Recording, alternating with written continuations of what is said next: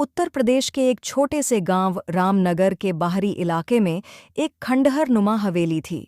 गांव के लोग सूरज ढलने के बाद उस रास्ते से गुजरने की हिम्मत नहीं करते थे। वहां एक विशाल पुराना पीपल का पेड़ था, जिसकी टहनियां आसमान में फैली किसी दैत्य के हाथों की तरह लगती थीं। गांव में मशहूर था कि वहां झुनझुनी वाली चुड़ैल रहती है। समीर भाई, जरा तेज चलो ना। तुम तो जानते हो ये वही रास्ता है जो उस पुराने पीपल के पेड़ के पास से गुजरता है। अरे राजू, तू भी ना। इतना डरेगा तो घर पहुंचते पहुंचते खुद ही भूत बन जाएगा। क्या हुआ, आज फिर उस झुनझुनी वाली का खौफ चढ़ गया है? मजाक मत उड़ाओ भाई।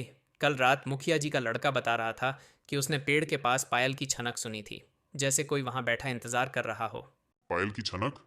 भाई, उसे हवा की आवाज लगी होगी। इस पुराने पेड़ की टहनियां जब आपस में टकराती हैं तो वैसी ही आवाज आती है। कोई चुड़ैल वड़ैल नहीं होती। नहीं समीर भाई, वो सिर्फ हवा नहीं थी। कहते हैं वो सावित्री है। उसकी पायल कुबेर जमींदार ने छीन ली थी। अब वो अपनी वही पायल ढूंढती है। जो भी उस वक्त वहां होता है उसे वो अपनी पायल की झुनझुनी सुनाकर सम्मोहित कर लेती है। सम्मोहित? और फिर क्या होता है? फिर वो इंसान कभी वापस नहीं आता। लोग कहते हैं वो उसे पेड़ के अंदर खींच लेती है। देखो सामने वही पेड़ दिख रहा है, उंगली से इशारा करते हुए। अचानक दूर से एक धीमी छनक छनक की आवाज आती है। दोनों रुक जाते हैं। ये ये क्या था? वही है, झुनझुनी वाली। समीर भाई भागो यहाँ से, उसने हमें सुन लिया है। रुको राजू, आवाज तो सच में पायल की ही है, पर इतनी रात को यहाँ कौन होगा? कोई इंसान नहीं है वो। देखो पेड़ की डाल पर वो सफेद सा साया। भागो समीर भाई, वरना आज हम भी उस पेड़ का हिस्सा बन जाएंगे। शहर से आया एक युवा लेखक आर्यन इन सब बातों को अंधविश्वास मानता था। वह अपनी नई हॉरर किताब के लिए रिसर्च करने रामनगर आया था। गांव वालों की चेतावनी को नज़रअंदाज करते हुए एक अमावस की रात आर्यन ने तय किया कि वह उसी पीपल के पेड़ के नीचे रात बिताएगा। हाथ में टॉर्च और रिकॉर्डर लेकर वह हवेली की ओर बढ़ा। हवा में एक अजीब सी ठंडक थी। जैसे ही वह पेड़ के पास पहुंचा, हवा एकदम रुक गई। अचानक उसके कानों में एक आवाज पड़ी, छनक छनक। आर्यन ने टॉर्च घुमाई। सामने जो देखा उससे उसके पैर जम गए। पेड़ की एक ऊंची डाल पर एक औरत बैठी थी। चेहरा सफेद और आंखें एकदम लाल।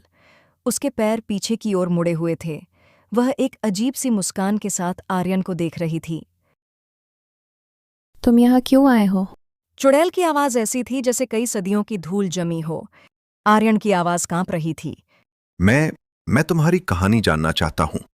लोग कहते हैं तुम सबको मार देती हो। चुड़ैल खिलखिलाकर हंसी और उस हंसी में दर्द की गूंज थी। मरते वो हैं जो डर जाते हैं। मैं तो बस उस इंसान को ढूंढ रही हूं जो मेरा बोझ हल्का कर सके। आर्यन ने हिम्मत जुटाई और पूछा, कैसा बोझ? तुम चुड़ैल कैसे बनी? चुड़ैल नीचे उतरी। उसके पैर जमीन को नहीं छू रहे थे। तुमने पूछा था ना, मैं चुड़ैल कैसे बनी? कोई भी अपनी मर्जी से इस हालत में नहीं आता आर्यन। कोई भी नहीं चाहता कि उसकी आत्मा ऐसे भटके। हाँ, मैं सुनना चाहता हूं। मुझे लगता है तुम्हारी कहानी कुछ और है जो लोग नहीं जानते। मेरा नाम सावित्री था। इस जमीन की सबसे खूबसूरत, सबसे खुश लड़की। मेरा पति मुझसे बेइंतहा मोहब्बत करता था। मैं पायल की शौकीन थी और मेरी पायल की झुनझुन सुनकर मेरे पति खुश होते थे। एक पल का ठहराव। चुड़ैल की आंखें नम हो जाती हैं। पर यह खुशी किसी को रास नहीं आई। जमींदार का छोटा भाई कुबेर, उसकी गंदी नज़र मुझ पर थी। एक दिन जब घर में कोई नहीं था, उसने मुझे अकेला पाकर मेरी इज्जत पर हाथ डालना चाहा। मैं भागी आर्यन। हवेली से लेकर इस पीपल के पेड़ तक भागी, सोचते हुए कि गांव वाले मेरी मदद करेंगे। पर कुबेर ने शोर मचा दिया कि मैं किसी पराये मर्द के साथ भाग रही हूं। गांव वालों ने अपने दरवाजे बंद कर लिए। किसी ने एक पल को भी नहीं सोचा कि जमींदार की बहू ऐसी हरकत क्यों करेगी। चुड़ैल का चेहरा दर्द से सिकुड़ जाता है। जब कोई आस नहीं बची, जब मुझे लगा कि मैं अब कभी अपने पति की नज़रों में नहीं उठ पाऊंगी, तो मैंने यहीं इसी पेड़ पर अपनी जान दे दी, अपनी इज्जत बचाने के लिए। मरते वक्त मेरे होठों पर सिर्फ एक प्रार्थना थी, बदला। और वो पायल, झुनझुनी वाली? कुबेर ने भागते हुए मेरी पायल छीन ली थी ताकि कोई सबूत न रहे। मेरे हाथ से वो पायल छूट गई और उस पर मेरा खून लग गया। मेरी आत्मा उस पायल में कैद हो गई है आर्यन। मैं तब तक भटकती रहूंगी जब तक वो पायल वापस मेरे पास नहीं आती। तो तुम इसलिए लोगों को डराती हो ताकि कोई तुम्हारी मदद कर सके?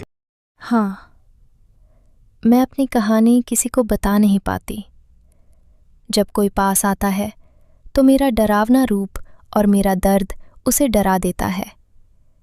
मैं चाहती हूं कोई ऐसा हो जो मेरी इस बेबसी को समझे, मुझे इस कैद से आज़ाद करे। चुड़ैल पीपल के पेड़ की ओर इशारा करती है। उस पायल पर मेरा खून लगा है, इसलिए मेरी रूह उससे बंधी है। वो पायल अभी भी हवेली के गुप्त तहखाने में कहीं बंद है। उस पर पवित्र गंगाजल छिड़का गया है, इसलिए मैं उसे खुद नहीं छू सकती। मैं बस इंतज़ार कर रही हूँ बरसों से। उसकी मजबूरी ये थी कि वो खुद उस पवित्र बक्से को नहीं छू सकती थी, क्योंकि उस पर गंगा जल छिड़का गया था ताकि उसकी रूह कैद रहे। वो बरसों से तड़प रही थी कि कोई आए जो निस्वार्थ भाव से उसकी मदद करे।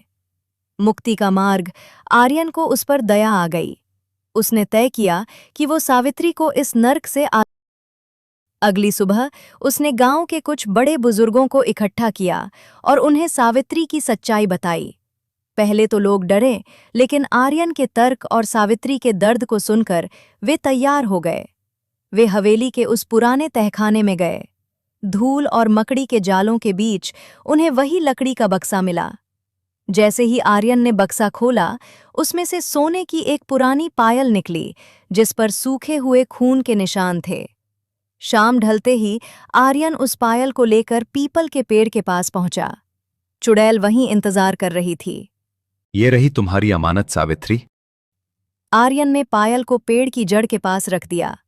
जैसे ही पायल जमीन को छुई, एक तेज रोशनी हुई। चुड़ैल का डरावना रूप धीरे धीरे बदलने लगा।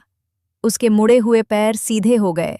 सफेद चेहरा फिर से सावित्री की तरह चमकने लगा। उसकी आंखों की लाली खत्म होकर ममता और शांति में बदल गई।